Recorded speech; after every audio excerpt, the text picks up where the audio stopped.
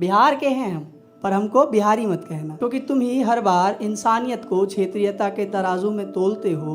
Mom dad Bihar से थे, I am from Delhi बोलते हो। लोग पहले अपने आप को ये बताने से कतराते थे कि वो बिहार से, और मेरी कविताओं के बाद जब उन्होंने ऐसा मैसेज डाला है कि भैया हम आपकी कविताओं को सुनने के बाद अब हम भी नहीं बोलेंगे कि हम दिल्ली से हैं और मॉम डैड बिहार से।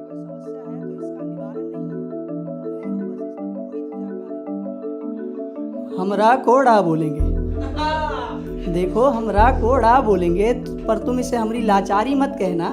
बिहार के हैं हम, पर हमको बिहारी मत कहना।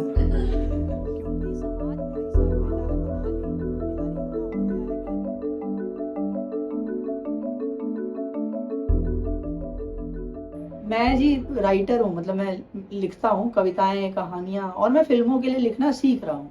तो मैं अभी मुंबई में अलग अलग प्रोडक्शन हाउसेस के लिए स्क्रिप्ट लिखता हूँ, यूट्यूब के लिए स्क्रिप्ट लिखता हूँ, स्केचेस बनाता हूँ और कॉमेडी स्किट्स लिखता हूँ। और इसके अलावा मैं कविताएं लिखता हूँ और कविताओं को मंचों पे पढ़ता हूँ, जिसकी रील बना के मैंने डाली इंस्टा पे, और आज आप मेरा इंटरव्यू ले रहे हैं। मैं नालंदा जिले से आता हूँ, तो वो अपने आप में वहाँ पर हर गांव में और हर जगह कहानियां बहुत सुनने को मिली मुझे, तो उन कहानियों से मेरा बहुत जुड़ाव रहा, और फिर जो है मैंने इस तरीके से इस कविता में बातें भी की है। मेरे घर में मम्मी पापा हैं, बड़ी बहन है और छोटा भाई है। तो पापा जो है मेरे, वो ऐसे 20-25 साल पहले आ गए थे दिल्ली, और उन्होंने फिर अलग अलग होटल इंडस्ट्री में काम किया बहुत सालों, अच्छा किया उन्होंने। उसके बाद उन्होंने अपनी एक दुकान खोली थी जो कोविड में बंद हो गई थी, बट अभी फिर से वो एक फास्ट फूड की दुकान चलाते हैं और बहुत अच्छा चल रहा है।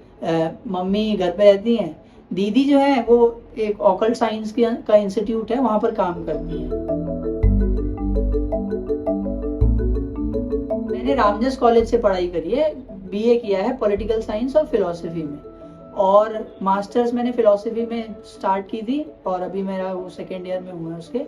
और खास बात क्या है कि यूपीएससी की तैयारी की अगर बात करें तो मुझे लगता है कि अगर आप बिहार से हैं और थोड़ा बहुत भी आप पढ़ने में तेज है, तो ये परंपरा है कि आपको आईएएस की तैयारी करनी ही पड़ेगी। और मैंने कॉलेज के दौरान तय किया था कि मैं आईएएस की तैयारी करके यूपीएससी का एग्जाम दूंगा, पर जैसे जैसे मैंने तैयारी चालू करी मुझे यह आभास होता गया, रियलाइज होता गया कि मैं लेखन कार्य कर सकता हूँ।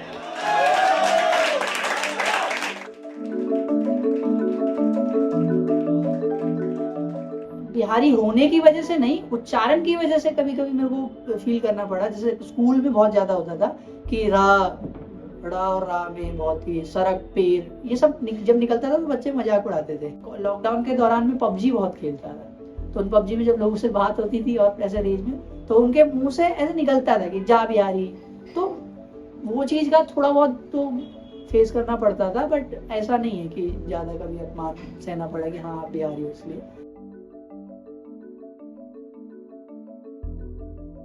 बिहार की डिश की अगर बात करें तो बिहार में एक मेरे गांव में आलू चाप करके एक डिश मिलती है। तो वो उबले हुए आलू इमली के पानी और चाट मसाला के साथ बरगद के पत्ते में देते हैं, और वो मतलब उसकी वो चीज तो बहुत वो अलग ही है। आलू चाप, अगर जो बिहार के जितने भी लोग मुझे सुन रहे होंगे वो रिलेट कर पाएंगे कि मैं किसकी बात कर रहा हूँ। मैं बिहार से दिल्ली में अंतर देखता हूँ, अवसर की एक जो कमी है, तभी लोग बिहार छोड़ के इधर आ रहे हैं। तो ये जो है अंतर दिखता है, और इस पे ध्यान नहीं जाता है कि हाँ हमें और भी जरूरत है बिहार में अवसर को क्रिएट करने की।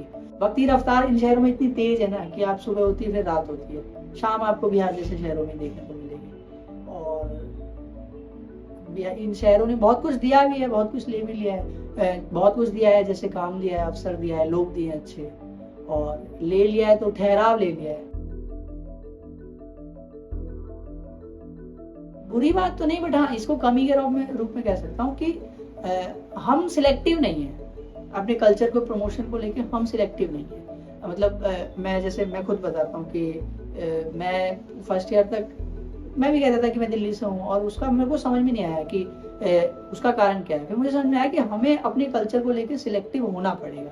अभी बिहार की जो चीजें अच्छी चीजें हमें उसको प्रमोट करनी पड़ेगी। राजेंद्र प्रसाद की समझदारी है जो बदल दे गणित को, वो आर्यभट्ट व्यभिचारी है जो छीन कर दे नभ को, कुंवर सिंह की तलवार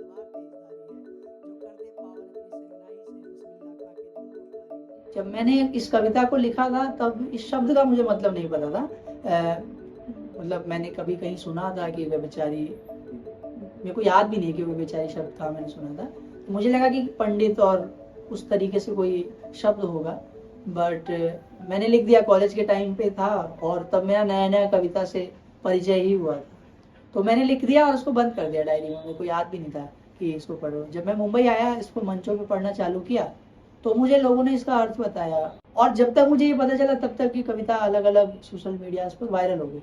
तो जहाँ जहाँ ये वायरल हुई थी वहाँ मैंने लिखी कि ये जो है एक शाब्दिक भूल मैंने कर दी अनजाने में, मुझको पता नहीं था, और मैंने इसको सुधार भी दिया है अभी। तो फिर भी जो लोग मेरे को सुन रहे हैं, मैं उनसे एक तो पहले तो इस क्षमा के मतलब इस भूल के लिए माफ़ी मांगता हूँ कि इतने बड़ी पर्सनैलिटी और इतने बड़े महान व्यक्ति की नाम के आगे मैंने ये लगाने की जरूरत भी की, मुझे पता नहीं था, और मैंने अब इसका सुधार भी कर दिया है।